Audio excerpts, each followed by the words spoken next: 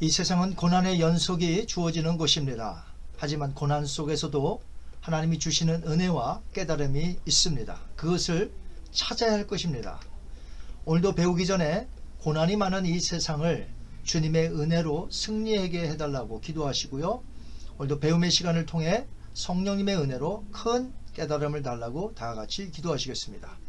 자비로우신 아버지 하나님, 고난이 많은 세상이지만 하나님 우리로 하여금 깨닫게 하시고 승리하게 하여 주옵소서. 오늘도 말씀을 배웁니다. 성령님 스승되어 주셔서 우리로 하여금 깨닫게 하여 주옵소서. 감사하며 예수님의 이름으로 기도하옵나이다. 아멘.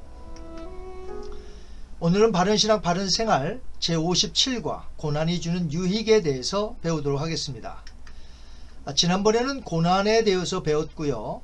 오늘은 고난이 우리에게 주는 유익에 대해서 배우도록 하겠습니다. 이 세상에서 고난을 좋아하는 사람은 없을 것입니다. 그런데 독일의 철학자가 고난에 대해 이렇게 말했는데 한번 들어보시길 바랍니다. 인생의 목적은 끊임없는 전진이다. 앞에는 언덕이 있고 냇물이 있고 진흙 구덩이가 있다. 평탄한 길만 있는 것은 아니다. 먼 곳을 향해 가는 배가 풍파를 만나지 않고 고요하게만 갈 수는 없다. 풍파는 언제나 전진하는 자의 벗이다. 차라리 고난 속에서 인생의 기쁨이 있다. 풍파 없는 항해는 얼마나 단조로운가. 고난이 많을수록 내 가슴은 뛴다. 이 말을 누가 한 줄 아십니까? 믿음이 있는 신실한 자의 고백이 아니라 신은 죽었다고 한 무신론자 대표 프리드리히 니체가 한 말입니다. 이 고백을 우리 크리스찬들이 해야 하는 것 아닐까요? 인간의 앞에 고난은 정말 많고 큽니다. 산으로 표현하자면 넘어야 할 높은 산이 끝도 없이 펼쳐져 있는 것과 같고, 바다로 표현하자면 끊임없이 넘실거리는 파도와 태풍이 오는 것과 같습니다. 그럼에도 불구하고 고난은 우리로 하여금 많은 여러 가지의 유익을 가져다 줍니다. 이렇게 말씀을 드리면 어떤 분들은 고통스러운 고난의 웬 유익이라고 반문할지 모르겠습니다. 여러분은 나다나엘이 빌립의 말을 듣고 했던 말을 기억하시나요? 나사렛에서 무슨 선한 것이 날 수 있느냐? 그런데 나사렛이라는 촌구석에서 이 세상에서 가장 선하신 분이 나왔습니다. 결국 나다나엘의 말이 틀렸다는 거죠. 그렇다면 고난 가운데 유익이 없을까요? 고통만 있고 유익이 없을까요? 고통 가운데 유익이 없다고 하신다면 그 말 역시 틀린 말이 된다는 것이죠. 왜냐하면 고난을 우리에게 허락하시는 하나님께서 그 고난에 유익이 있다고 말씀하셨고, 고난을 당한 하나님의 사람들이 그렇게 간증하기 때문입니다. 시편 119편 저자들의 고백을 들어볼까요? 시편 119편 67절 71절입니다. 고난당하기 전에는 내가 그릇 행하였더니 이제는 주의 말씀을 지키나이다. 고난당한 것이 내게 유익이라. 이로 말미암아 내가 주의 율례들을 배우게 되었나이다. 무슨 뜻입니까? 고난을 당해보니 그릇되게 행동하지 않고 하나님의 뜻을 알아서 말씀대로 살게 되었다는 것입니다. 그러니까 결과적으로 당했던 고난이 유익이 된 것이죠. 욥은 그 극심한 고난을 통하여 무엇이라 간증한 줄 아세요? 욥기서 42장 5절과 6절 말씀입니다. 내가 주께 대하여 귀로 듣기만 하였사오나 이제는 눈으로 주를 배옵나이다. 그러므로 내가 스스로 거두어 드리고 티끌과 죄 가운데서 회개하나이다. 욥기서 23장 10절에 이렇게 말했습니다. 그러나 내가 가는 그 길을 그가 아시나니 그가 나를 단련하신 후에는 내가 순금같이 되어 나오리라.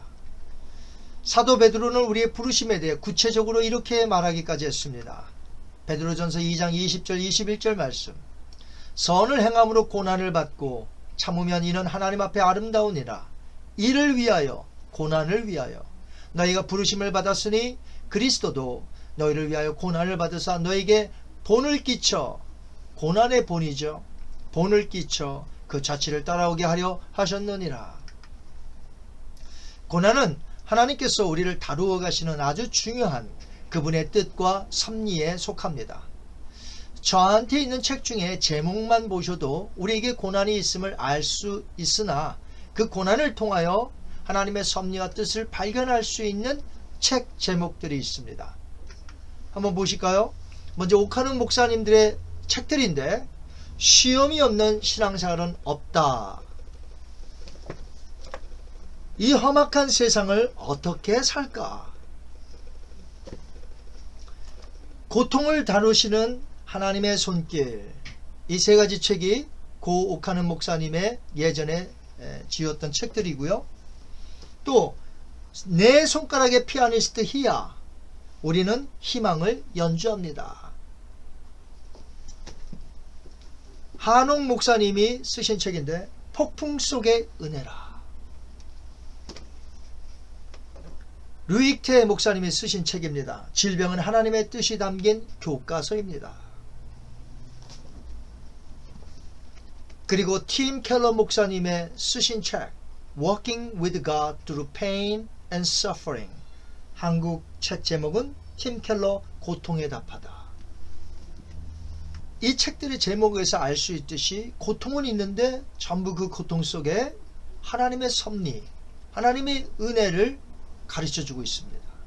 우리가 고난을 잘 견디면 이 세상에서 하나님의 뜻을 깨달아 사는 성숙한 자가 된다는 것이죠.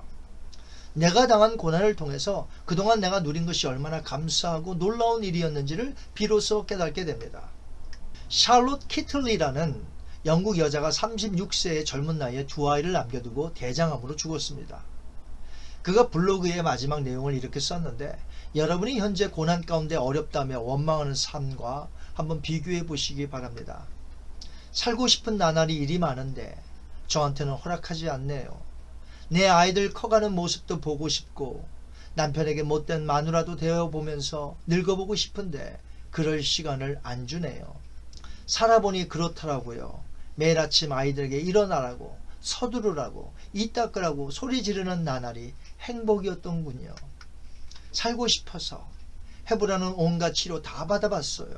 기본적 의학 요법은 물론 기름에 절인 치즈도 먹어보고 쓰디쓴 즙도 마셔봤습니다. 침도 맞았지요. 그런데 아니더라고요. 귀한 시간 낭비라는 생각이 들었어요. 장례식 문제를 미리 처리해 놓고 나니 매일 아침 일어나 내 아이들 껴안아주고 뽀뽀해 줄 수 있다는 게 새삼 너무 감사하게 느껴졌어요. 얼마 후 나는 그이의 곁에서 잠을 깨는 기쁨을 잃게 될 것이고, 그이는 무심코 커피잔 2개를 꺼냈다가 커피는 한 잔만 타도 된다는 사실에 슬퍼하겠지요. 딸아이 머리 따주어야 하는데 아들 녀석 잃어버린 레고의 어느 조각이 어디에 굴러 들어가 있는지는 저만 아는데 그건 누가 찾아줄까요? 6개월 시한부 판정을 받고 22개월 살았습니다. 그렇게 1년 보너스로 얻은 덕에 초등학교 입학 첫날 학교에 데려다주는 기쁨을 품고 갈 수 있게 되었습니다. 녀석의 첫 번째 흔들거리던 이빨이 빠져 그 기념으로 자전거를 사주러 갔을 때는 정말 행복했어요. 보너스 1년 덕분에 30대 중반이 아니라 30대 후반까지 살고 가네요. 중년의 복부 비만이요, 늘어나는 허리 둘레, 그거 한번 가져봤으면 좋겠습니다. 휘어지는 머리카락이요, 그거 한번 뽑아봤으면 좋겠습니다. 그만큼 살아남는다는 이야기잖아요. 저는 한번 늙어보고 싶어요. 부디 삶을 즐기면서 사세요. 두 손으로 삶을 꼭 붙드세요. 여러분이 부럽습니다. 샬롯 키틀리. 저는 그 여인이 예수님을 믿는 신앙이었는지 잘 모릅니다. 주님에 대한 이야기는 없습니다. 그러나 중환병으로 인해서 우리가 누리는 평상시의 삶, 혹 그것이 고난이라 할지라도 그것을 누리며 살 수 있는 것이 부러워하는 마음으로 그는 죽었습니다. 그 여인이 중환병으로 고난당하기 전에는 이렇게 말하지 못했을 것입니다.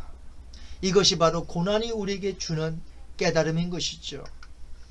내가 당한 고난을 통해 깨닫는 것은 고난을 통해 다른 사람의 아픔과 고난을 알게 된다는 것입니다. 그 전에는 다른 사람의 아픔과 고난은 그들만의 것이었습니다. 그러나 내가 아파보고 내가 고난을 당해보니 다른 사람들의 아픔과 고난이 눈에 들어오기 시작하는 것이죠. 같은 마음을 갖고 이제 그들을 위한 삶을 시작하게 되는 것입니다. 이것이 고난이 가져다 주는 힘인 것이죠. 바울은 이렇게 말했습니다. 고린도후서 1장 4절에 우리의 모든 환난 중에서 우리를 위로하사 우리로 하여금 하나님께 받는 위로로서 모든 환난 중에 있는 자들을 능히 위로하게 하시는 이시로다. 그리고 내가 당한 고난을 통해 깨닫는 것은 나를 위해 희생당하신 예수님의 마음과 그 아들을 기꺼이 십자가에 내어주신 하나님 아버지의 마음을 알게 된다는 것입니다. 또한 내 안에서 말할 수 없는 탄식으로 우리를 위해 기도하시는 성령님의 마음도 알게 되는 것이죠. 고난을 통하여 이처럼 성숙해지는 것입니다. 우리를 향한 하나님의 사랑을 사도 요한은 이렇게 말했습니다. 요한 1서 3장 1절에 보라, 아버지께서 어떠한 사랑을 우리에게 베푸사 하나님의 자녀라 일컬음을 받게 하셨는가, 우리가 그러하도다. 하지만 무엇보다도 고난을 통해 가장 큰 유익이 있다면 장차 우리가 받게 된다는 사실입니다. 그것은 고난의 연단을 통해 다져지고 확고해진 정금보다 귀한 믿음으로 인해서 예수님 다시 오실 때 칭찬과 영광과 존귀를 얻게 되는 것이죠. 베드로는 분명히 이렇게 말했습니다. 베드로전서 1장 7절에 너희 믿음의 확실함은 불로 연단하여도 없어질 금보다 더 귀하여 예수 그리스도께서 나타나실 때에 칭찬과 영광과 존귀를 얻게 하실 것이니라. 예수님도 이 땅에서 핍박을 받는 그리스도인들이 장차 주님이 오실 때 하늘에서 얻게 될 복에 대해서 말씀하셨습니다. 마태복음 5장 11절 12절 말씀, 나로 말미암아 너희를 욕하고 박해하고 거짓으로 너희를 거슬러 모든 악한 말을 할 때에는 너희에게 복이 있나니 기뻐하고 즐거워하라. 하늘에서 너희의 상이 큼이라. 너희 전에 있던 선지자들도 이같이 박해하였느니라. 오늘은 고난의 유익에 대해서 배웠습니다. 그렇게 고난 중에라도 믿음을 잃지 마시고 오직 주님만 바라보시고 고난을 통해 역사하시는 위대하신 하나님께 순종하시면서 힘차게 살아가시는 여러분이 되시기를 바랍니다. 한번 기도합니다. 자비로우신 아버지, 고난의 유익에 대해서 말했습니다. 무신론자조차 고난 앞에서 내 가슴이 뛴다고 했는데 우리가 이 고난을 그저 아픈 고난으로만 생각하지 말게 하시고 오히려 주님 안에서 힘차게 용기 내어 뛰어갈 수 있는 저희들로 삼아 주셔서 분명히 고난에는 유익이 있사오니 하나님 우리로 하여금 깨닫게 하여 주옵소서. 감사하며 예수님의 이름으로 기도하옵나이다. 아멘. 다음 시간에는 그리스도인과 용서에 대해서 배우도록 하겠습니다. 한 주간도 승리하시기 바랍니다.